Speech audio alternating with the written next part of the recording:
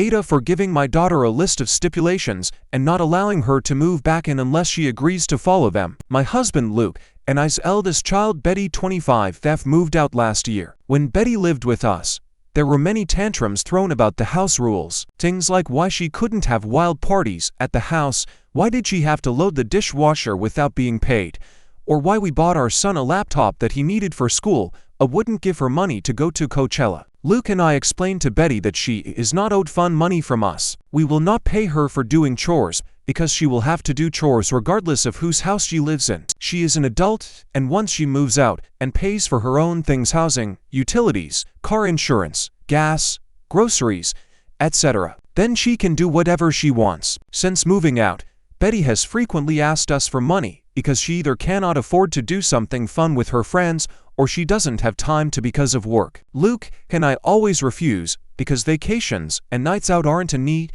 and being an adult means you don't get to hang out with your friends or go do expensive things all the time. We went out to lunch with Betty last week and she asked to live with us again. Luke and I said that as long as she honored the following stipulations, we were more than happy to let her return home. 1. Pay rent every month $500 that covers groceries and utilities as well, or be in school too. If she chooses to be in school, we will pay for her schooling and any tutors, but she must take her education seriously and earn passing grades. 3.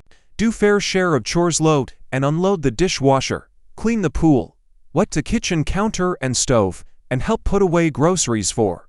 No wild parties at the house. 5. No illegal drugs. 6. No smoking of any kind. If she wants to smoke, do it somewhere else. Betty said she refused to agree to these rules, so we told her okay.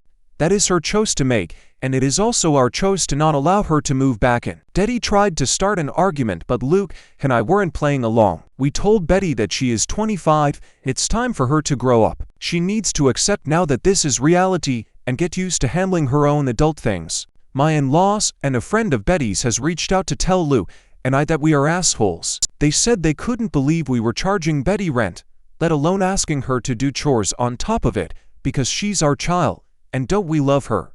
Betty is our child, and we love her.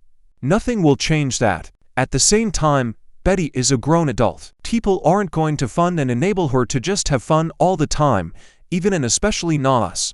Luke and I don't understand how multiple people think this is selfish or unreasonable, so I'm looking for neutral perspectives on here. To answer the question of why Betty has this mentality that Luke and I should enable her to have fun all day, Betty's biological father has unfortunately caused her to develop this attitude. He insists that my husband and I should pay for Betty to have fun all day and handle her responsibilities, yet isn't willing to actually do it himself.